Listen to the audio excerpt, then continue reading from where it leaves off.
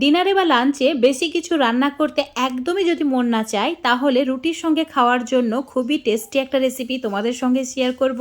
আর এটা এতটাই সুস্বাদু যে অজুহাত খুঁজবে ডিনারে এটা তৈরি করার জন্য। তো আজকের রেসিপিটা তৈরি করার জন্য লাগবে মসুর ডাল। আমি 100 গ্রাম মতো মসুর ডাল নিয়েছি। ভালো করে পরিষ্কার করে 2-3 বার জল পাল্টে ধুয়ে নিতে হবে।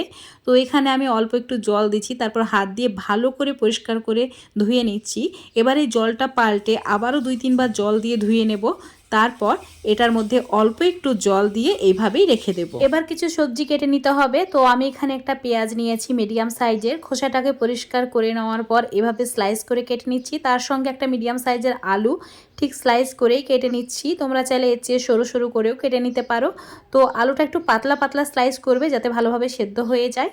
আর নিতে হবে কাঁচা লঙ্কা, যে যেমন ঝাল খেতে পছন্দ করো সেই হিসাবে কাঁচা লঙ্কার পরিমাণটা বাড়িয়ে বা কমিয়ে নিতে পারো। আর তার সঙ্গে নিয়েছি টমেটো, একটা মিডিয়াম সাইজের টমেটো এইভাবে স্লাইস করে কেটে নিয়েছি। সমস্ত কিছু কেটে নেওয়া হয়ে গেছে। এবার রান্নাটি করে নিতে হবে। চুলোর ওপর একটা কড়াই নিয়েছি, চুলোর আঁচটা মিডিয়াম টু লো রেখে দিয়ে দিলাম পরিমাণ মতো সর্ষের তেল।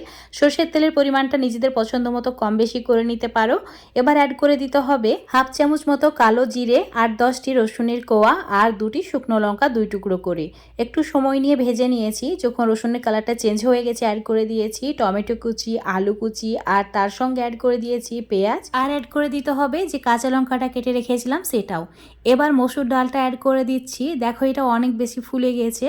তো সমস্ত কিছু আমার অ্যাড করা হয়ে গেছে। এবার মশলা অ্যাড করে দিতে হবে। তো স্বাদ মতো নুন আর হাফ চামচের একটু কম হলুদ গুঁড়ো অ্যাড করেছি। এখানে আমি কাশ্মীরি লঙ্কার গুঁড়ো সামান্য পরিমাণে অ্যাড করেছি আর দিয়েছি হাফ চামচ মতো ধনে গুঁড়ো। এবার সমস্ত কিছু ভালো করে মিশিয়ে নিতে হবে, মানে একটু সময় নিয়ে এইভাবে নাড়াচাড়া করে কষিয়ে নিতে হবে। এখানে কোনো রকম জল ইউজ করব না। যদি তোমাদের কড়াইয়ে একটু লেগে লেগে যায় তাহলে সামান্য পরিমাণে জলের ছিটা দিতে পারো। তো একদমই জল একদম ঢেলে দেওয়া হবে না, তাহলে মসুর ডালটা গলে যাবে আর রেসিপিটা দেখে একদমই ভালো লাগবে না। এখানে যে পরিমাণ সবজি ইউজ করেছি সবজি থেকেই প্রচুর পরিমাণে জল বেরোবে, তাই ঢাকা দিয়ে 2 মিনিট লো ফ্লেমে রেখে দিচ্ছি। তারপর তোমাদের দেখাচ্ছি। দেখো জল ছেড়ে দিয়েছে। এবারও একটু নাড়াচাড়া করে নিতে হবে। তো এইভাবে একটু নাড়াচাড়া করে ভালো করে মিশিয়ে নিয়েছি। আবারও আমি 2 মিনিট ঢাকা দিয়ে রেখে দিচ্ছি। যতক্ষণ না সমস্ত কিছু 80 থেকে 90% মতো সেদ্ধ হয়ে যাচ্ছে ততক্ষণ এইভাবে ঢাকা দিয়ে লো ফ্লেমে রান্না করে নিতে হবে। দেখো খুব ভালোভাবে সেদ্ধ হয়ে গেছে। তো একটা চুলোর উপর লো ফ্লেমে আমি রেখে দিচ্ছি আর অন্যদিকে একটা কড়াইয়ে আমি 1 চামচ মতো তেল অ্যাড করেছি, তাতে 2টি ডিম অ্যাড করে একদম ভালো করে ভুজিয়া করে নেব। ভুজিয়াটা পুড়িয়ে ফেললে হবে না, হালকা একটু ভালো করে কুক করে নিলেই হবে। তো এটা আমার রেডি হয়ে গেছে। এবার এই ফ্রাই প্যানের মধ্যে যে ডালটা আমি রেডি করে রেখেছি মানে মিক্সচারটা, সেটাও অ্যাড করে দিচ্ছি। চুলোর আঁচটা আবারও লো করেই রাখা আছে।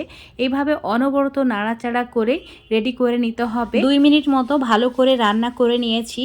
আর এটা দেখো কত সুন্দর লাগছে দেখতে। এটা ভাত, রুটি, পরোটা সবের সঙ্গে একদম জমে যায়। আর সমস্ত কিছু কিন্তু খুব ভালোভাবে সেদ্ধ হয়ে গেছে। সামান্য পরিমাণে ধনেপাতা ছড়িয়ে দিচ্ছি, তারপর ভালো করে মিশিয়ে নিতে হবে। ব্যাস রেডি হয়ে যাবে দারুণ সুস্বাদু রেসিপি। তোমরা যদি এখানে ডিম না দিতে চাও তাহলে পনির ছোট ছোট টুকরো করে কেটে অ্যাড করতে পারো, আবার না দিলেও খুবই ভালো লাগে খেতে। তো দারুণ সুস্বাদু ডালের এই রেসিপিটা রুটি, পরোটা, ভাত মানে যেটার সাথেই খাবে সেটার সাথেই জমে যায়। আশা করছি আজকের এই রেসিপিটা দেখে তোমাদের ভালো লেগেছে। ভালো লাগলে অবশ্যই লাইক, শেয়ার, কমেন্ট করে দেবে। আমি এই রেসিপিটা তৈরি করার জন্য কোনো রকম জল ব্যবহার করিনি, একদম প্রথম থেকে শেষ পর্যন্ত কম আঁচে রান্না করেছি। দেখো একদম পারফেক্ট হয়েছে। রেসিপিটা ফেসবুক পেজ থেকে দেখলে পেজটাকে ফলো করে নেবে, ইউটিউব থেকে দেখলে অবশ্যই চ্যানেলটাকে সাবস্ক্রাইব করে রাখবে আর এরকম রেসিপি পাওয়া।